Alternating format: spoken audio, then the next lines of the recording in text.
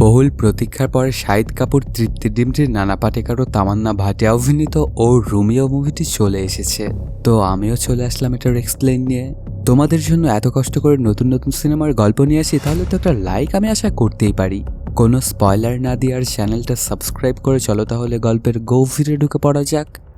সিনেমার শুরুতেই দেখা যায় কাউবয়ের মতো ভাব নিয়ে বসে আছে একজন। ওনার নাম ওস্থা। সে আসলে একজন গ্যাংস্টার বললেও ভুল হবে, আসলে ওকে বলা যায় কন্ট্যাক্ট কিলার।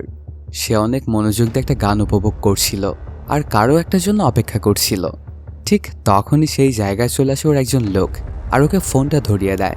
ফোনের ওপার থেকে ইসমাইল খান নামের একজন কথা বলে। আসলে উনি পুলিশের বড় মাপের একজন এজেন্ট। সে কল দিয়ে একজনকে মারার কথা বলে। এটা থেকে এটা বোঝাই যাচ্ছে যে উস্তা আসলে খানের কথাতে বিভিন্ন জনকে মেরে বেড়াতো। ওকে না করার মতো ক্ষমতা নেই উস্তার, এজন্য ওনাকে হ্যাঁই বলে দেয়। তারপর ওর চেলাপেলাদেরকে ডাকতে থাকে আর জিজ্ঞেস করে, তোদের মধ্যে কে বলেছিস যে আমি এখানে আছি? আমি না তোদেরকে বললাম যে কেউ যদি কল দেয় তাহলে অবশ্যই বলবি যে আমি বাসায় নেই। আসলে তারা অবশ্য বাড়িতে থাকে না, বড় মাপের একটা পরিত্যক্ত জাহাজই তাদের বাড়ি বানিয়ে নিয়েছে। ওর চেলাপেলারা কেউ তো স্বীকারই করছিল না যে কে বলেছে খানকে। তখন ওদের দিকে বন্দুক তাক করে। ঠিক ওই সময় সেখানে চলে আসে ওর দাদি আর জানায় যে আমি বলেছি খানকে। সে তোকে বাঁচিয়েছিল যখন তুই ছোট ছিলি, তোর বিপদের সময় এসেছিল, এজন্য সে তোকে যেখানেই ডাকবে সেখানেই তোকে যেতে হবে। কিন্তু কোনোভাবেই সেই জায়গাতে মানুষ মারার জন্য যাবে না ওস্থা। তারপরও দাদি এমন একটা প্ল্যান করে বসে যেটার কারণে ওকে যেতেই হয়। দেখা যায় এদিকে একটা সিনেমা হলের ভেতরে দুজনে বসে একটা মুভির ব্যাপার নিয়ে কথা বলছিল। কিছুক্ষণ ওরা কথাবার্তা বলতে থাকলে হঠাৎ করে সেখানে একটা গান বেজে ওঠে আর এন্ট্রি নেয় ওস্থা। ওকে দেখেই লোকটার সাথে থাকা গার্ডগুলো ওকে মারার জন্য যায়, কিন্তু কাউকেই পরোয়া করে না। ওস্তার সবাইকে মারতে থাকে। আসলে ওস্তার স্পেশালিটি ছিল খুর দিয়ে সবাইকে সে মারত। এখানে থাকা সবাইকে সে খুর দিয়ে কচুকাটা করতে থাকে। তারপর শেষে ওই মেইন লোকটাকে ধরে। সে অনেক করে ওর থেকে জান ভিক্ষা চাইতে থাকে। তারপরে কোনোভাবেই ছাড় দেওয়ার নামগন্ধ ছিল না ওস্তার। কিছুক্ষণের মধ্যেই সেখানে আরও অনেক গার্ড চলে আসে। তখন দেখা যায় ওস্তার আসল রূপ। ওকে দেখে একদম মানুষ মনেই হচ্ছিল না। চোখের পলকে সবাইকেই মেরে ফেলে ওস্তা। এই সুযোগটুকু পেয়ে সেখান থেকে পালিয়ে গিয়েছিল সেই লোকটা। তখন ওস্তা তাকে খুঁজতে শুরু করে। ওকে জোরে জোরে ডাকছিল আর বলছিল যে তুই বের হয়ে, আমি তোকে কিছুই বলবো না। কিন্তু সে তারপরেও আসে না। এক পর্যায়ে সিনেমা হলের কাউন্টারের কাছে চলে আসছে ওস্থা। একদিকে তাকিয়ে থাকলে পিছন দিক দিয়ে সেই লোকটা একটা চাকু নিয়ে ওকে মারতে যাবে। ঠিক তখনই একটা গুলির আওয়াজ শুনতে পাওয়া যায়। আসলে খান চলে এসেছিল এখানে আর গুলিকে মারে ওর দিকে, কিন্তু একদম জানে মেরে ফেলে না ওকে। তারপর উস্তাকেই ফিনিশ করতে বলে, কিন্তু সেটা করতে চায় না ও। দুজনের মধ্যে মজার একটু মুহূর্তও হয়। তারপর খানই সেই লোকটাকে মেরে ফেলে আর উস্তাকে বলে, আর কতবার আমি তোকে বাঁচাবো? তোকে যেখানেই পাঠাই সেখানেই তো একটা না একটা মিস করেই আসিস তুই। সেটাকে ক্লিয়ার করতে হয় আমাকেই। তারপর ওরা দুজনে সেখান থেকে চলে যায়। এই কাজটা শেষ করে জাহাজে ফেরার পরে ওর লোকজনকে জানায় একটা মেয়ে এসেছে আপনার কাছে। আসলে প্রত্যেক দিনই উস্তা ভিন্ন ভিন্ন মেয়েদেরকে নিয়ে আসতোই ডেকে। তোর লোকজনও ভেবেছিল যে এটা হয়তো অন্য কোনো একটা মেয়ে। তারপর আস্তে আস্তে সে যায় তার রুমের দিকে। সুন্দরী একটা মেয়েকে দেখতে পায়। সে ছিল আবার বোরখা পরে, কিন্তু মুখটা ওর দেখা যাচ্ছিল। ওকে দেখে মোটামুটি ভালোই লাগছিল উস্তার কাছে। আসলে মেয়েটা ছিল মুসলমান। উস্তা তো ভেবেছিল যে প্রত্যেক দিন ও যেমন মেয়ে আনে এও ঠিক তেমনই। মেয়েটার নাম আফসানা। আচমকাই আফসানা বলে ওঠে, আপনি নাকি কন্ট্যাক্ট নিয়ে মানুষজনকে মারেন, তো এই জন্যই আমি আপনার জন্য এসেছি 4 জনকে মারার জন্য। এই কথাটা শুনে খানিকটা শক খেয়ে যায় উস্তা আর বলে, তুমি এগুলো কোথা থেকে শুনেছ? আফসানা বলে, নিচে আমি এক ফুপুর বাড়িতে এসেছি, তো ওখানে আমি জানতে পেরেছি আপনার সম্পর্কে। জালাল সহ আরও 4 জনের নাম বলে আফসানা। জালালের নাম শুনে তো খানিকটা চমকে ওঠে উস্তা। তারপর ওকে জিজ্ঞেস করে, জালালকে মারতে চাও বুঝলাম, তাহলে বাকি 3 জনকে তুমি কেন মারবে? তখন আফসানা বলে, ওরা জালালের জন্য কাজ করে এই জন্যই। আর আপনি তো এটা বললেন না যে প্রত্যেকজনকে মারার জন্য আপনি কত করে টাকা নেবেন? তখন উস্তা হাসতে হাসতে বলে ওঠে, ও আচ্ছা, আমি বলিনি এখনো।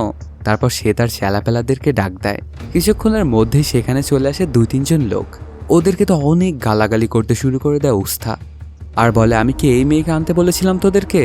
এসে জালালকে মারার কথা বলছে।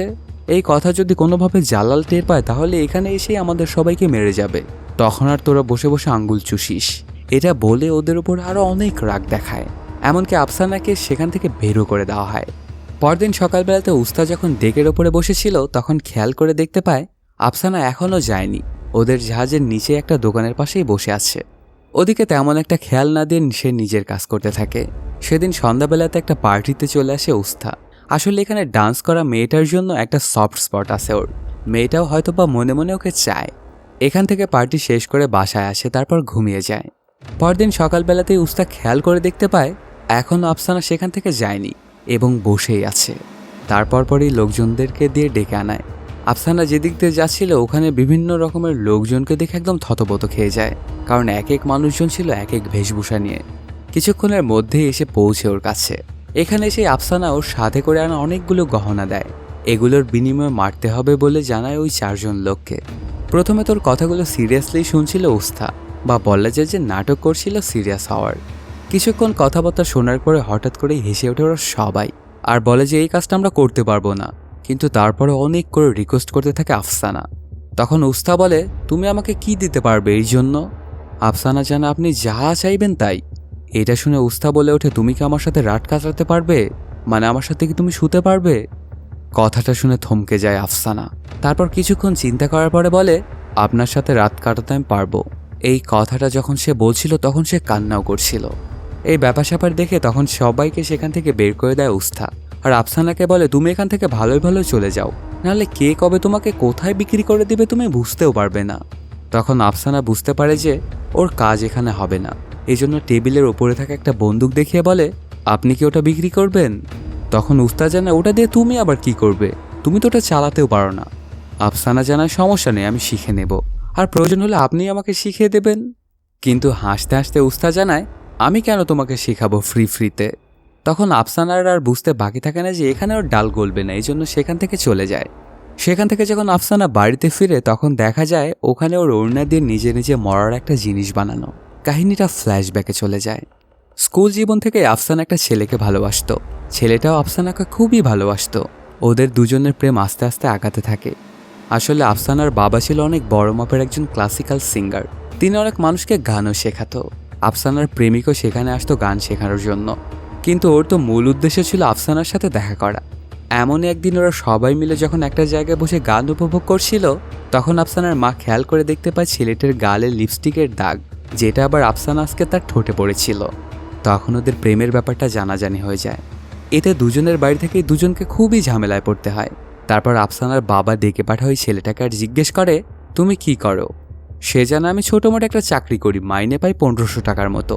তখন আফসানার বাবা ওকে অসম্ভব একটা টাস্ক দেয়, বলে যদি 50,000 টাকা তুমি মোহর না দিতে পারো তাহলেই বিয়ে করতে পারবে আফসানাকে। এই জন্য ছেলেটা 6 মাসের সময় নিয়ে চলে যায় ওখান থেকে। কেটে যায় এরপর 6টি মাস। 50,000 টাকা নিয়ে ছেলেটা চলে আসে আফসানাকে বিয়ে করার জন্য। খুব ধুমধাম করে ওদের দুজনের বিয়েটা সম্পন্ন হয়। দুজনের দাম্পত্য জীবন খুব ভালোভাবেই কাটছিল। হঠাৎ করে এক রাত্রিবেলাতে যখন আফসানা বাসায় একা একা ছিল, তখন দুজন লোক ছেলেটাকে ধরাধারি করে বাড়িতে আনে। দেখা যায় সে অনেক মার খেয়েছিল। এখানে সে ওই দুজন লোক অনেক বাজে ব্যবহার করে আফসানার সাথে, আর তাদের যে বস ছিল ফোর্স করে আফসানাকে দিয়ে তাকে হাইও করিয়ে নেয়। সাথে জানায় ওর যে এই অবস্থা করেছে তার বদলা নেবে জালাল ভাই, আপনার কোনো চিন্তা করতে হবে না। এরপর কয়েকদিন সেবা শুশ্রূষা করার পর সুস্থ হয় ওই ছেলেটা। তখন আফসানা ওকে জিজ্ঞেস করে, আচ্ছা তুমি কি এমন চাকরি করো যে 6 মাসে তুমি 50,000 টাকা জোগাড় করে আনলে? আর তোমার এই অবস্থাই বা কেন হলো, আর কিভাবে হলো? আর কেই বাই জালাল ভাই? তখন সব কিছু খুলে বলে ওকে। আসলে দেখো, 6 মাসের মধ্যে 50,000 টাকা কামানোটা খুব একটা সহজ ব্যাপার নয়। এই জন্য আমি একটা চাকরির সন্ধান করতে থাকি যেটার মাইনে অনেক বেশি। এরকম খুঁজতে খুঁজতে আমি জালাল ভাইয়ের সন্ধান পাই। তখন গিয়ে ওনার অ্যাকাউন্টেন্ট হয়ে যাই।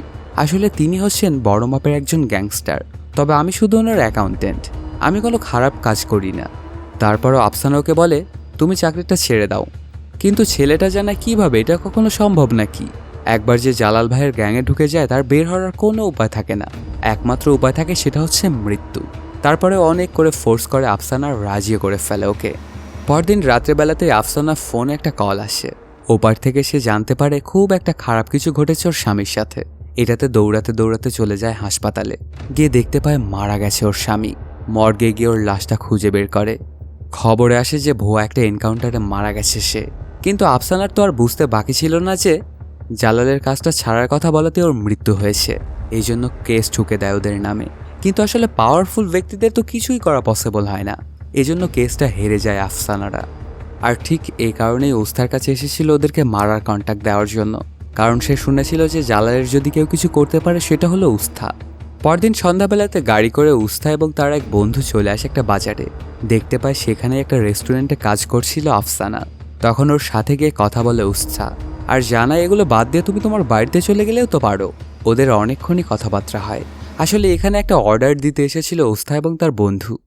রেস্টুরেন্ট থেকে খাবার প্যাক করে আফসানা এবং গিয়ে ওদের গাড়ির ডেকের ভিতরে দিতে যায়। ঠিক তখনই সে খেয়াল করে দেখতে পায় ওখানে একটা বন্দুক রাখা। তখন সেটা চুপিসারে নিয়ে নেয় আফসানা। আসলে উস্তা এবং তার দলের সবাই মিলে অন্য একটা জায়গায় চলে যাচ্ছে এই জায়গাটা থেকে আজই। সেখান থেকে বন্দুকটা নিয়েই আফসানা চলে আসে একটা রেস্টুরেন্টে। আসলে এখানে একজন পুলিশ অফিসারকে মারার জন্য এসেছিল সে, যে কিনা ওর স্বামীর ভুয়া এনকাউন্টারটা করেছিল। কিছুক্ষণের মধ্যেই চলে আসে সেই পুলিশ অফিসার, ওর নাম পাথারে। আসলে সে এখনও বিয়ে করেনি। এই রেস্টুরেন্টে সে এসেছিল একটা ঘটকের সাথে দেখা করার জন্য। তখন ঘটক তাকে অনেকগুলো মেয়ের ছবি দেখায় এবং বলতে থাকে যে কার বাবার কী আছে এবং কে কতটুকু পণ দিতে পারবে। ওদের এই ব্যাপার স্যাপারগুলো আবার কিছু দূর থেকেই পর্যবেক্ষণ করছিল আফসানা। আর ওর ব্যাগের মধ্যে ছিল সেই বন্দুকটা। হঠাৎ করে সে বন্দুকটা বের করতে যাবে, ঠিক তখনই সেখানে চলে আসে ওয়েটার। তখন আর বন্দুকটা বের করা হয় না আফসানার।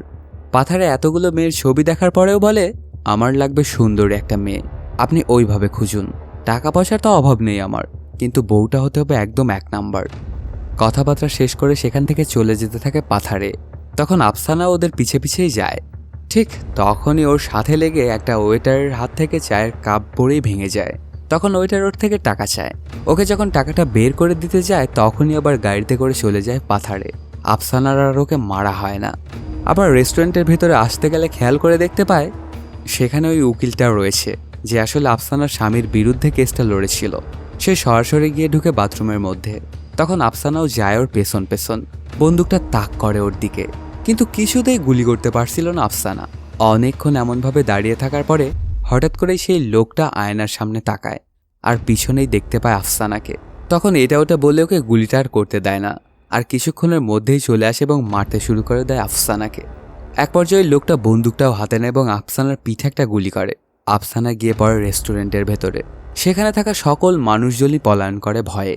কিছুক্ষণের মধ্যে লোকটাও চলে আসে ওখানে আর আফসানার মুখের মধ্যে বন্দুকের নল ঢুকিয়ে দেয়। ওকে শেষ করতে যাবে, ঠিক তখনই সেখানে চলে আসে উস্থা আর খুর দিয়ে মেরে ফেলে সেই লোকটাকে। তারপর আফসানাকে নিয়ে চলে আসে ওদের জাহাজে। যখন ওই বন্দুকের গুলিটা বের করা হচ্ছিল তখন অনেক চিল্লাচিল্লি করছিল আফসানা। ওকে ধরে রেখেছিল উস্থা। ওদের আজকে অন্য যে শহরে যাওয়ার কথা ছিল সেখানে আর যাওয়া হয়ে ওঠে না, কারণ বন্দুকটা খুঁজতে খুঁজতে সেই রেস্টুরেন্টে গিয়ে পৌঁছেছিল উস্থা। আর এখন তো আফসানারকে এই অবস্থাতে রেখে কোনোভাবেই যেতে চায় না সে। কিছুক্ষণের মধ্যেও শরীর থেকে গুলিটা বের করা হয়। একটু স্বস্তির নিঃশ্বাস ফেলে আফসানা। তারপর রক্তমাখা হাত নিয়ে বাইরে চলে আসে উস্থা। তখন ওর বন্ধু বলে, আজকে কিন্তু আমরা চলে যেতে পারতাম, সুন্দর একটা জীবন শুরু করতে পারতাম, কিন্তু একটা বন্দুকের জন্য এত কিছু গোলমাল হয়ে গেল। এগুলো শোনার পরেও একটুকু আফসোস হচ্ছিল না উস্তার। পরদিন সকালবেলাতেই উস্তা একটা চার্চে চলে আসে খানের সাথে দেখা করার জন্য। খান তোকে অনেক গালাগালি করতে থাকে, কেন তুই জালালের পিছনে লেগেছিস? তখন উস্তা বলে, যাকে আমি মেরেছি সে তো আপনাদের লিস্টে ছিলই। তবে খান বলে, যতই লিস্টে থাক, আমি যতক্ষণ না বলবো ততক্ষণ কিছুই তোর করা যাবে না, কারণ আমি আমার সিনিয়রদেরকে এখন কেই বলবো যে তুই যাকে মেরেছিস সেটা সম্পর্কে আমি নিজেই জানি না। আর একটা কথা, আমি বলার আগে তুই জাহাজ থেকে কোনো মতেই বেরোবি না। তারপর সেখান থেকে সরাসরি ওই জাহাজে চলে আসে উস্তা। এদিকে আস্তে আস্তে সুস্থ হচ্ছিল আফসানা। এভাবেই দিন কাটতে থাকে। দিন যতই কাটছিল ততই আফসানাকে ভালোবেসে ফেলছিল উস্তা।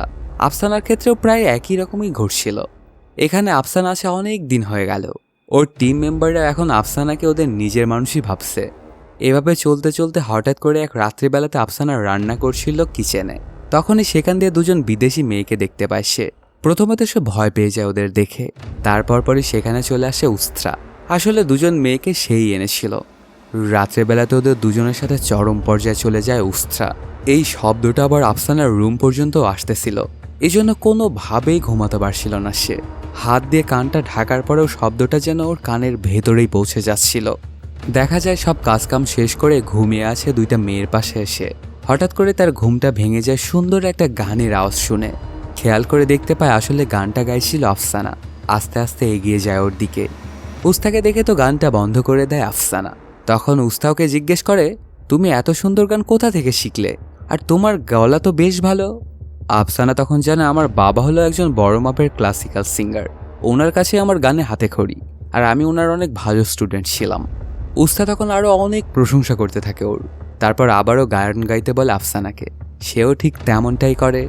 এরপর কেটে যায় আরও কিছুদিন। হঠাৎ করেই খান কল দিয়ে জানায়, তোদেরকে বাইরে পাঠানোর সব ব্যবস্থা আমি করে ফেলেছি, মানে এখন ওরা দেশের বাইরে যাচ্ছে। তখন ওর কাছে এসে একজন বলে, আফসানা ম্যামেরও কি একটা টিকিট করে নিব নাকি? উস্তা বলে দেয় যে দেখ, যদি সে যেতে চায় তাহলে কোনো সমস্যা নেই।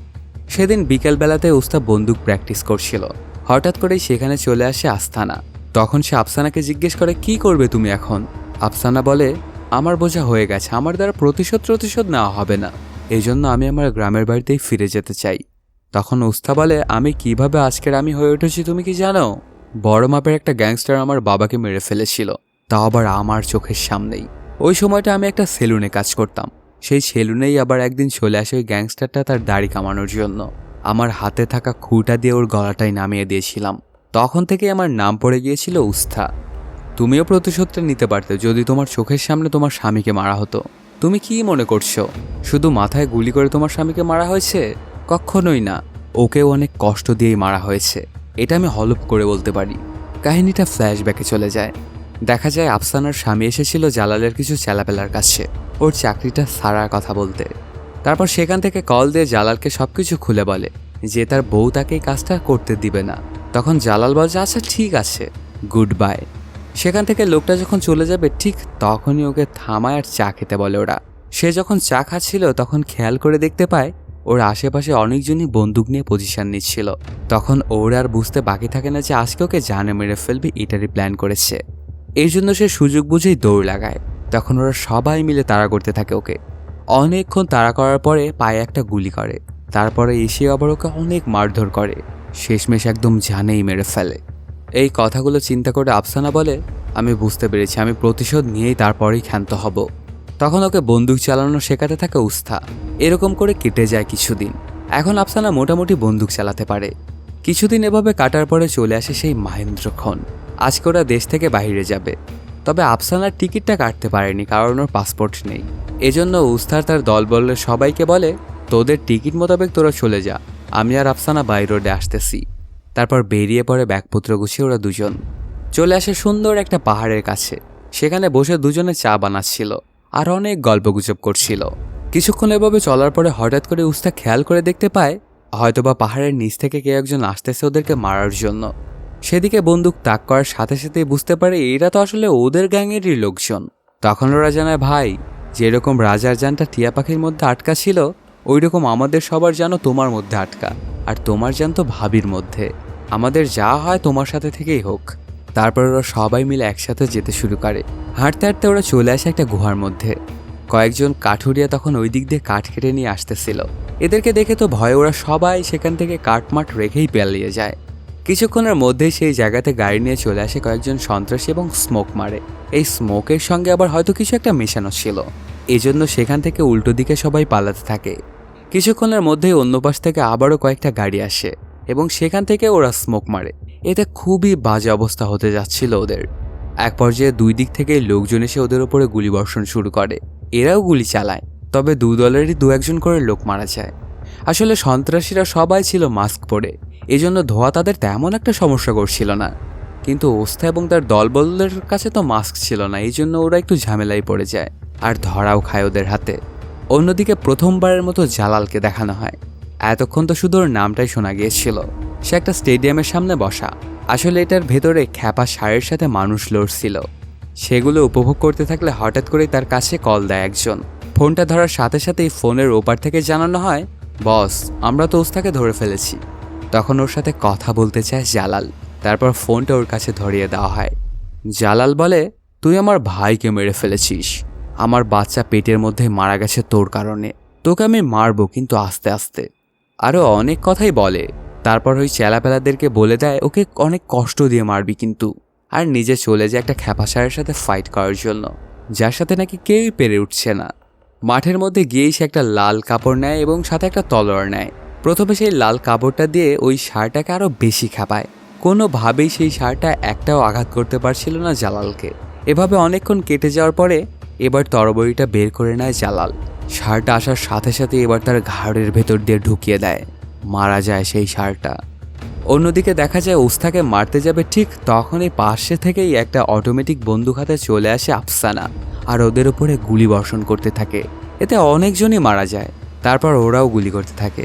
এরকম বন্দুকযুদ্ধ চলতে থাকলে কিছুক্ষণের মধ্যেই উস্তাও ছাড়া পেয়ে যায় এবং শুরু করে দেয় তাণ্ডব লীলা।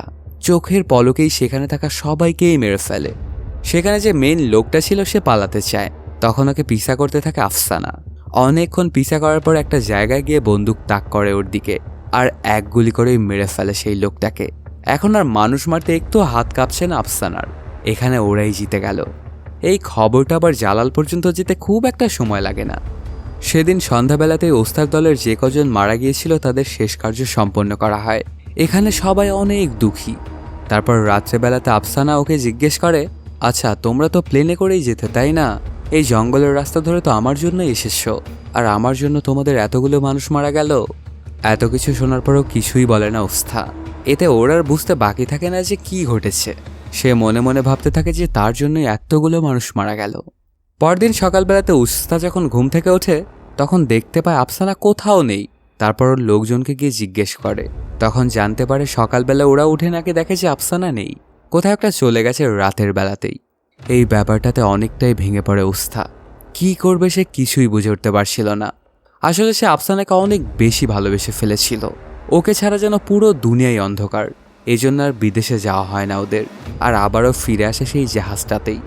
তারপর এখানে আফসানার যে বাড়িটাতে থাকতো সেখানে গিয়ে দেখতে পায় ওর ওড়না দিয়ে নিজে নিজে মরার জিনিসটা বানানো। এটাতে আরও বেশি ব্যথিত হয়ে যায় উস্তা।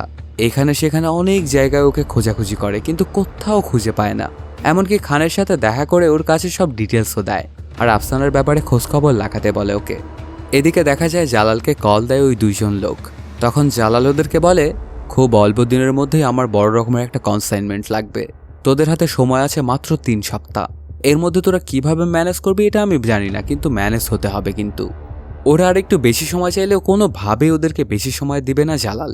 কথা বলতে বলতে ওদিক দিয়ে হেঁটে যেতে থাকলে হঠাৎ করে একটা রুমের ভেতরে ঢুকে যায় জালাল।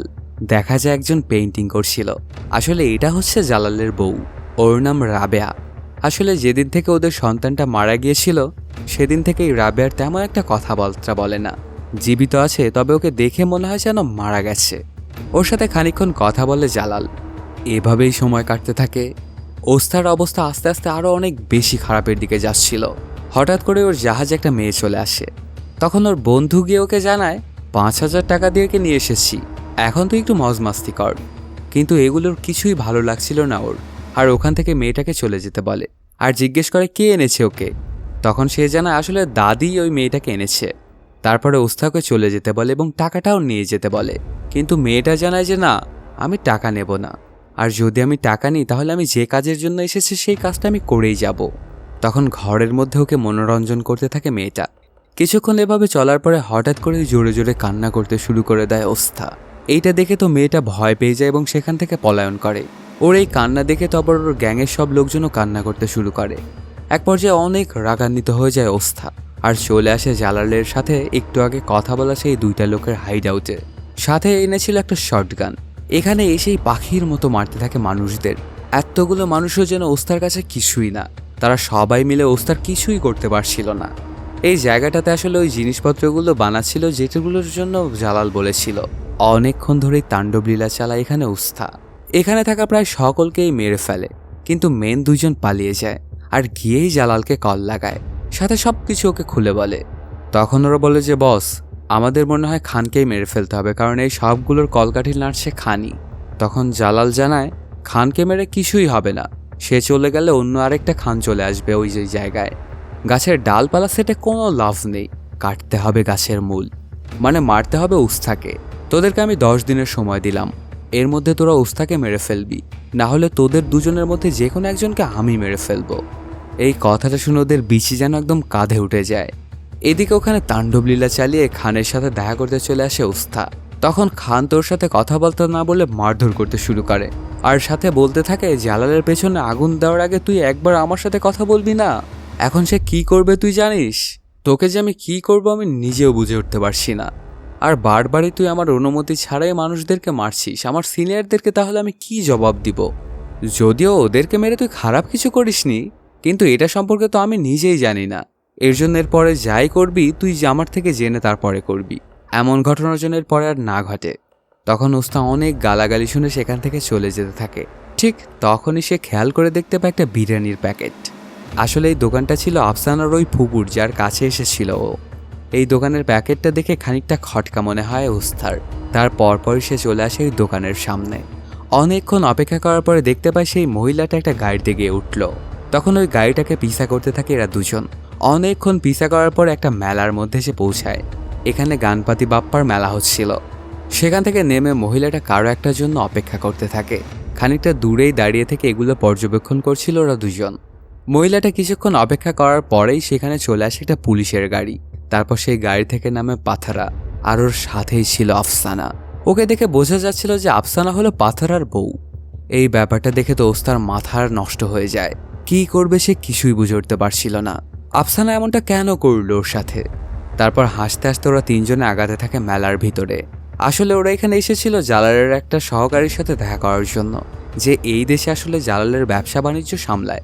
সে তো পাথিরার বউ মানে আফসানাকে দেখে একদম মুগ্ধ হয়ে যায় আর লোলুপ দৃষ্টিতে তাকিয়ে থাকে ওর দিকে।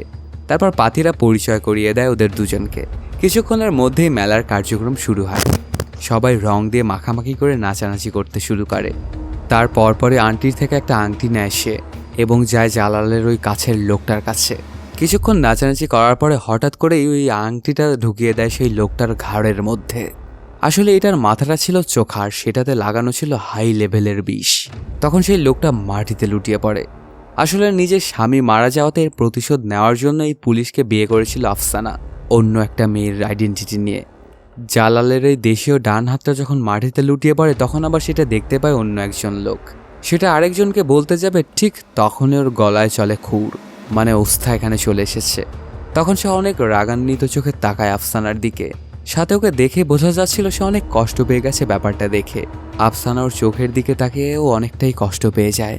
সেখান থেকে ওস্তারা সরাসরি চলে আসে এই আন্টির বাড়িতে। কিছুক্ষণ অপেক্ষা করার পরে আন্টি এসে পৌঁছে। তখন আন্টি ভয় পেয়ে সব কিছু সত্য সত্য বলতে থাকে। কিছুদিন আগে খান সাহেব ওকে ডেকে নিয়ে গিয়েছিল। তিনি যখন সেখানে যায় তখন খান সাহেব আফসানাকে নিয়ে আসে আর বলে, আজ থেকে এই হলো তোমার মেয়ে। ওর জন্য আমি একটা সম্বন্ধ দেখছি। ছেলে বড় মাপের একটা পুলিশের চাকরি করে। তারপরে কেমনে কি করবে সবকিছু খুলে বলে যে ওদের প্ল্যান কি। প্রথমে আন্টি কোনোভাবেই রাজি হতে চায় না, কিন্তু ওকে অনেক ভয় দেখানোতে গিয়ে রাজি হয়। এদিকে রাত্রেবেলাতে আফসানা ওর বাড়িতে এসে পৌঁছে, মানে ওই পুলিশের বাড়িটাতে। ওর বেডরুমে কিছু একটা আওয়াজ শুনে সেদিকে আগায়। দেখতে পায় সেখানে বসে আছে উস্থা। এটা দেখে সে চমকে যায়। তারপর গিয়ে ওকে বলে, আপনি এখানে কেন এসেছেন? উস্তার মনের মধ্যে লুকিয়ে থাকা সবকিছুই তখন ওকে খুলে বলে। সাথে বলে, কেন তুমি আমাকে ছেড়ে চলে গেলে? আফসানা জানা, আমি চাইনি যে আমার মাথার ওপরে এত লাশের বোঝা আসুক। আসলে আমি নিজে নিজেই তোমাকে ভয় পেতে শুরু করেছিলাম। আমি বুঝে গিয়েছিলাম যে তুমি আমার জন্য সবকিছুই করতে পারো, যেটা আমি কোনোভাবেই চাইতাম না। তোমাকে বিপদে ফেলার আমার কোনো ইন্টেনশনই নেই। আরও অনেক কথাবার্তা হয় ওদের দুজনের মধ্যে। এক পর্যায়ে উস্তা বলে ওঠে, তুমি তো বলেছিলে যে আমি যদি তোমাকে সাহায্য করি তাহলে তুমি আমার সাথে শুবে, মানে আমার সাথে রাত কাটাবে। আমি আমার ওই অধিকারটা নিতেই এসেছি। তখন আফসানা আস্তে আস্তে সব ওর কাপড় চোপড় খুলতে শুরু করে আর বলে, এসো, তোমার যা পাওনা তুমি সেগুলো নিয়ে যাও। কিন্তু দেখা যায় ওস্তার কোনো আগ্রহই নেই ওর শরীরের দিকে। তখন আফসানা বলে, আমি জানি তুমি আমার শরীর নয়, আমার রুহ চাও, কিন্তু সেটা তো এ জন্মে তোমার হবে না। তারপর সেখান থেকে অনেক মন খারাপ করে চলে যায় উস্তা, আর কান্নায় ভেঙে পড়ে আফসানা। পরদিন রাত্রেবেলাতেই খান সাহেব কাউকে একজনকে কল দিয়ে একটা ট্রেনে ওঠার কথা বলে। সেখানেই মিটিং করবে ওর সাথে।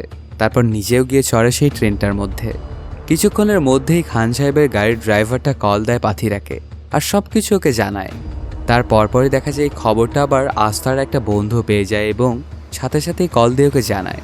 এই ট্রেনের মধ্যে তো সে একাই ছিল। আসলে খান সাহেব দেখা করতে এসেছিল আফসানার সাথে, আর কোইন্সিডেন্টলি উস্তাও ছিল এই ট্রেনটার মধ্যেই। তখন সে খুঁজতে খুঁজতে যায় ওই বগিটাতে। ওকে দেখে তো খান সাহেব বলে, তুই এখানে কেন এসেছিস? তারপর দুজনই শুরু করে দেয় ফাইট। প্রথমে তো উস্তা খান সাহেবের গায়ে হাত দেয় না, কিন্তু কিছুক্ষণ এইভাবে মারামারি করার পরে সেও ধরে ফাইট। কিছুক্ষণ এভাবে মারামারি করার পরে উস্তা বলে, 2 স্টেশন পরেই পাথিরার লোকজন দলবল নিয়ে তোমাদের দুজনের জন্য অপেক্ষা করছে, তো এখানে নেমে গেলেই তোমাদের ভালো হবে। তার পরপরই ট্রেন থেকে আফসানাকে নামিয়ে দেওয়া হয়। এবার ওরা দুজনেই থাকে ট্রেনে। সেই কাঙ্ক্ষিত স্টেশনটা আসার সাথে সাথেই ট্রেনের মধ্যে উঠে পড়ে পাথিরা। প্রথমে সে খান সাহেবের সাথে এমন একটা ভাবনা যে ওকে সাহায্য করতে চায়, কিন্তু সে তো এসেছিল ওকে মারার জন্য। কিছুক্ষণের মধ্যেই ব্যাপারটা খোলাসা হয়ে যায় এবং বন্দুকযুদ্ধ শুরু হয়ে যায় ওদের মধ্যে। অনেকক্ষণ ধরেই চলে এই বন্দুকযুদ্ধ। তারপর এক পর্যায়ে কয়েকজন পুলিশ অফিসার ঘায়েল হয়ে যায়, সাথে খান সাহেবও কিছুটা ঘায়েল হয়। একদম শেষে পাথিরা একটা গুলি চালায়, আর সেটা সোজা গিয়ে লাগে উস্তার গলায়। পানির মধ্যে পড়ে যায় উস্তা। কিছুক্ষণের মধ্যেই নিউজটা ছড়িয়ে পড়ে সকল মিডিয়াতেই। এই খবরটা শোনার পর তো আফসানা অনেক কান্না করতে থাকে। কিছুতেই যেন সে নিজেকে সামলাতে পারছে না। আজকে তাকে বাঁচাতে গিয়েই মারা গেল উস্তা। তার পরপরে ওর সাথে দেখা করতে চলে আসে আন্টি, আর বলে চল আমরা এখান থেকে সময় থাকতেই পালিয়ে যাই। ওরা দুজনে মিলে কিছু একটা করতে যাবে, তার আগেই সেখানে চলে আসে পাথিরা আর আফসানাকে একটা টিকিট দেখায়, সাথে বলে এটা আমাদের হানিমুনের টিকিট। যদিও আফসানা মনে মনে অনেক কষ্ট পেয়েছিল কারণ উস্তা মারা গিয়েছে, কিন্তু পাথিরার সামনে সে খুশিই দেখায়। আসলে মেয়েরা এমনই হয়, ওদের মনে থাকে একটা জিনিস আর সামনে দেখায় আরেকটা। তখন পাথিরা এটাও বলে যে ওখানে জালাল ভাইও থাকবে, আর তিনি পার্সোনালি আমাদের হানিমুনের জন্য এই টিকিটটা পাঠিয়েছেন। পরদিন দুজনেই চলে আসে একটা দেশে। এখানে এসে ওরা দুজনেই একটা পার্টিতে অ্যাটেন্ড করে। সেখানে সবাই মুখোশ পরে নাচানাচি করছিল, এই জন্য আফসানাও একটা মুখোশ পরে নেয়। কিছুক্ষণের মধ্যেই আফসানা বুঝতে পেরে যায় যে কোনটা জালাল। তখন হাতে আবারও ওই আংটিটা পরে নেয় আর ওর দিকেই আগাতে থাকে। হঠাৎই গিয়ে জালালকে আঘাত করে, কিন্তু ধরে ফেলে জালাল। আসলে সে হয়তো ওর জন্যই অপেক্ষা করছিল। তখন আফসানার আর বুঝতে বাকি থাকে না যে পাথিরা তাকে একটা ফাঁদে ফেলেছে। সে দেশে থাকতেই সব কিছু জেনে গিয়েছিল। কিছুক্ষণের মধ্যেই পাথিরা এসে জালালকে বলে আফসানাকে আমি মেরে ফেলতে চাই, তো সেটার পারমিশন দিয়ে দিন। কিন্তু জালাল কিছুতেই সেটা দেয় না। এটাতে অধৈর্য হতে থাকে পাথিরা। তখন ওকে সান্ত্বনা দিতে থাকে জালাল। আর এক পর্যায়ে আফসানার হাতে হাতুড়ির মতো একটা জিনিস ধরিয়ে দেয় আর পাথিরাকে মেরে ফেলার ইশারা করে। কয়েকবার এমনটা করার পরে সেটা হাতে নেয় আফসানা এবং গিয়ে মারতে থাকে পাথিরাকে। ওর ওপরে যে এত রাগ ছিল আফসানা সেটা আগে বুঝতে পারা যায়নি। তারপর ওকে শান্ত করে জালাল আর বলে তুমি একদমই টেনশন নিও না, আমি জানি উস্তা মারা যায়নি। সে তোমাকে বাঁচানোর জন্য অবশ্যই আসবে আমার কাছে, আর আমার হাতে মারা পড়বে। এদিকে দেখা যায় উস্তা আসলেই মারা যায়নি। ট্রেন থেকে গুলি করে যখন ওকে ফেলে দেওয়া হয়েছিল তখন পানির মধ্যে পড়েছিল। তারপর ওর দলের লোকজন ওকে বাঁচিয়ে নিয়ে আসে। কিছুদিনের ট্রিটমেন্ট করার পর এখন মোটামুটি সুস্থ সে, তবে ভালোভাবে সে এখনো কথা বলতে পারে না। তারপরও সে পাসপোর্ট এবং বাকি সব কিছু নিয়ে বেরিয়ে পড়ে জালালকে মারার জন্য এবং আফসানাকে বাঁচিয়ে আনার জন্য। কয়েক ঘন্টার জার্নির মাধ্যমে চলে আসে ওই দেশে। জালালের বাড়িটা খুঁজে বের করতে খুব একটা বেগ পেতে হয় না। জালালের রাস্তানায় এসেই শুরু করে দেয় তাণ্ডব লীলা। এতগুলো মানুষের কাছে কিছুই না, বেদম মারতে থাকে সবাইকে। ও যে আসলে নাপিত ছিল এমনটা ওর খুঁড়ের দক্ষতা দেখলেই বোঝা যায়। উস্তা সবাইকে মারতে মারতে চলে আসে উপরতলায়। হঠাৎ করে ওর সামনে চলে আসে জালালের বউ মানে রাবেয়া। কাহিনীটা এবার ফ্ল্যাশব্যাকে চলে যায়। দেখা যায় রাবেয়া খান সাহেবকে কল দিয়েছিল এবং জালাল যে দেশের জন্য কিছু একটা ক্ষতি করতে চাচ্ছে সেটা বলছিল। ঠিক তখনই কথাগুলো শুনে ফেলে জালালের ভাই আর ধরে ফেলে রাবেয়াকে। নিচের দিকে টানতে টানতে নিয়ে আসে আর বলতে থাকে আগে তোর পেট কেটে বাচ্চাটা বের করে নিব, তারপর তোকে হালাল করব। তোকে আমার ভাই এতটা ভালোবাসে আর তুই আমার ভাইকেই মারার প্ল্যান করছিস। অনেকক্ষণ এমন চিল্লাচিল্লি করার পরে হঠাৎ করেই ব্যাপারটা শুনতে পায় আউস্থা আর এদিকে এগিয়ে আসে। দেখতে পায় রাবেয়ার হাতে একটা বন্দুক এবং সেটা সে তাক করে রেখেছিল জালালের ভাইয়ের দিকে। ব্যাপারটা দেখে খানিকটা হকচকিয়ে যায় উস্থা আর দুজনকেই থামানোর চেষ্টা করে। তখন রাবেয়া বলে ওঠে তুমি কি জানো জালাল পাকিস্তানের একটা সংগঠনের সাথে যোগ দিয়েছে আর আমাদের দেশের বড় রকমের একটা ক্ষতি করতে চাইছে। এই কথাটা শুনে উস্থা যেন আকাশ থেকে পড়ে আর জালালের ভাইকে জিজ্ঞেস করে যে এটা কি সত্য। ও কিছুই বলে না, এটা দেখেই সে যা বোঝার বুঝে নেয়। তারপরও রাবেয়ার থেকে বন্দুকটা চাইতে থাকে। হঠাৎ করে জালালের ভাই সেদিকেই তেড়ে আসতে থাকলে রাবেয়া গুলিকে চালিয়ে বসে। সেটাতেই মারা যায় জালালের ভাই। আর বন্দুকটার তো একটা রিকয়েল থাকে, সেটার জন্য রাবেয়ার পেটের বাচ্চাটা আঘাত পায় এবং সেও মারা যায়। যেটার দায় এতদিন পর্যন্ত জালাল উস্তাকেই দিয়ে আসছে। কাহিনীটা আবারও প্রেজেন্ট টাইমে চলে আসে। রাবেয়া তখন একটা চাবিদার বলে আফসানা কোথায় আছে। ওনার কথা মতো কিছুক্ষণের মধ্যেই সেখানে চলে আসে উস্তা আর বাঁচিয়ে নেয় আফসানাকে। ব্যাপারটা দেখে অনেক খুশি হয়ে যায় আফসানার, গিয়ে জড়িয়ে ধরে ওকে। তার ভালোবাসার মানুষ তার জন্য এসেছে। তারপর ওকে নিয়ে বাইরে যেতে থাকে উস্তা। সামনে অনেক মানুষ পড়ে কিন্তু সবাইকে পাখির মতো মারছিল সে। এতগুলো মানুষও একদমই ওর সাথে পেরে উঠছিল না। আসলে ওই সময়টায় জালাল বাড়িতে ছিল না। সে গিয়েছিল ওই স্টেডিয়ামটাতে যেখানে বুল ফাইট করানো হয়। কিছুক্ষণের মধ্যেই সেখানে থাকা জালালের সকল মানুষজনকেই মেরে ফেলে উস্তা আর বাঁচিয়ে নেয় আফসানাকে। এই খবরটা আবার জালাল পর্যন্ত পৌঁছাতে খুব একটা সময় লাগে না। তখন সে মাঠে নেমেছিল একটা বুলের সাথে ফাইট করার জন্য। কিছুক্ষণের মধ্যেই যে দরজাটা দিয়ে বুলটা আসার কথা ছিল সেদিক দিয়ে প্রবেশ করে উস্তা। তারপর শুরু হয়ে যায় দুজনের মধ্যকার ফাইট। কেউই যেন কারোর চাইতে কম নয়। ওদের দেখে এমনটা মনে হচ্ছিল যেন বাঘে সিংহে লড়াই। এক পর্যায়ে উস্তাকে মেরে ধরাশায়ী করে ফেলে জালাল। ওর খুব বাজে অবস্থা করে ফেলে। ওকে ফিনিশ করতে যাবে ঠিক তখনই আবারও জ্ঞানটা ফিরে পায় সে আর মারতে শুরু করে জালালকে। চোখের পলকে এবার জালালকে ধরাশায়ী করে ফেলে উস্তা। এবার আর একদমই ওর সাথে পেরে ওঠে না জালাল, তবে ওকে জানে মারে না। কিছুক্ষণের মধ্যেই সেই মাঠের মধ্যে চলে আসে আফসানা। তখন তার হাতে তলোয়ারটা তুলে দেয় ওস্তা। আফসানায় গিয়ে জালালকে পৃথিবী থেকে পরকালে পাঠিয়ে দেয়। তারপর গিয়ে জড়িয়ে ধরে ওস্তাকে। কিছুদিন পরের কথা, আফসানা এখন একটা গান শেখানোর স্কুল খুলে নিয়েছে। সেখানে আফসানা অনেক বাচ্চাকে গান শেখাতো, এমনকি ওদের মধ্যে উস্তাও গান শিখত। এই হ্যাপি এন্ডিংটার মধ্য দিয়ে শেষ হয়ে যায় সিনেমাটি। তো বন্ধুরা, কেমন লাগলো আজকের এই এক্সপ্লেইনটি জানাতে কমেন্ট করো। আর যদি এখনও চ্যানেলটা সাবস্ক্রাইব না করে থাকো তাড়াতাড়ি সাবস্ক্রাইব করে নাও। দেখা হচ্ছে নতুন কোনো ভিডিওতে। Till then, সায়োনারা।